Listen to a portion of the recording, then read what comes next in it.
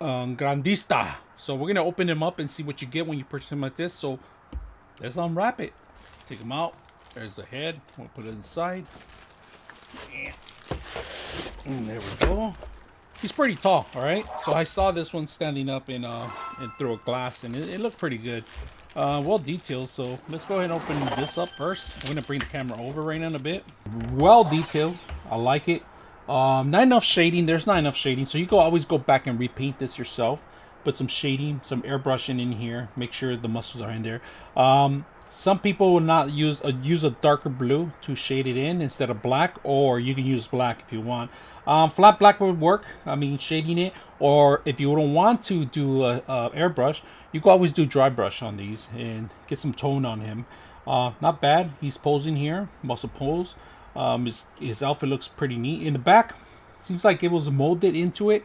So instead of painting it, they took a longer way of just pretty much making the mold and indentations and just placing this in and gluing it back together. So not quite sure why the whole reason of this, but it's probably just so they could avoid painting it more and just combine just one solid color. So it seems like this is glued on in there, and this also too, and of course they're not going to come off. This is permanent. So there you can see the disconnection right there where it cracks. So maybe down the line, putty paste in there on the center, repaint it, readjust it. The colors are not accurate 100%, but they're pretty good. I mean, they're okay but somebody that wants more details on it, if you're an artist out there, redo this.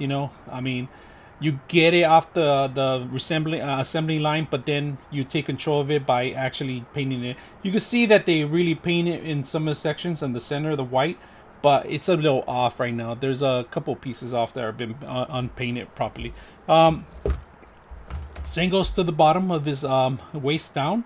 If you can see it, I like the tones. They use nice colors in here, but like I said, dry brush, black dry brush, go back in there to get more of the chrome color on this. Maybe repainting this with a chrome black and then going back to chrome gold, you get a better shine on it. Same thing, shading it. I will shade it with dry brush or airbrush. Maybe that's something we're gonna do.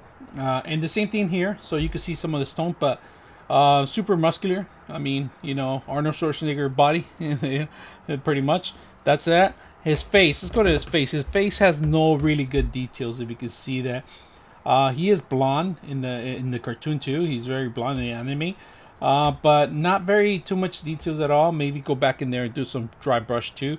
Or if you want to do the highlight with a different tone of yellow, that'll be a great idea to do.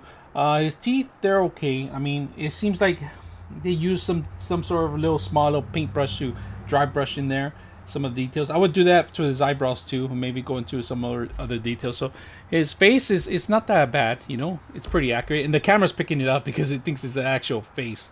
Hair, it won't fall off. It's all probably one mole. If you can see the hairline right here, if you can see it, you can tell it's one mole going all around. So this is part of that same mole, or the same plastic mole. Not bad, not bad. Of course, they have the chin here, part of it, where you're not going to see the one part of it. So let's go ahead and put this in place right here. So you basically just drop it in there, and it's a little stiff. So it's putting it in there.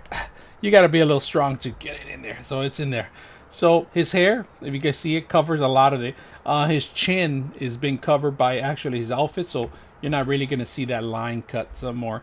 We're going to put it together. It's just 3 pieces and it comes all together, but together it's a large piece. I mean, we're going to line it up, but let's bring that camera over. This character is a little long. It's one of the longest ones that they have.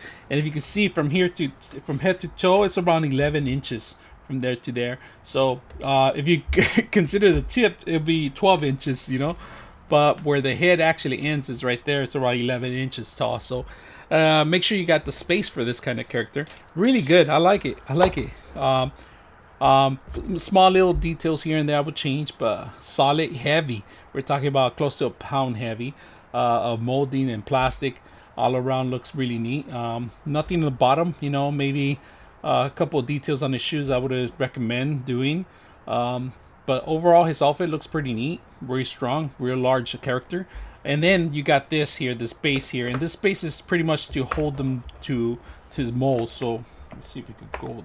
So you got to find the Mo, if you see it, this is just pretty much a stamp. But to be honest with you, this stands alone without this. So it's just for more of balance. So if you can see the bottom of it, how it goes. Some of it goes to back behind the shoe, and the other one it. But to be honest with you, I would like to, if they're gonna do something like that, they should put at least its name of the character or something like that. But overall, I'm very pleased with it. He's a large character, and it was not very expensive. It's under $30, but you can find it on Amazon even cheaper in some places. So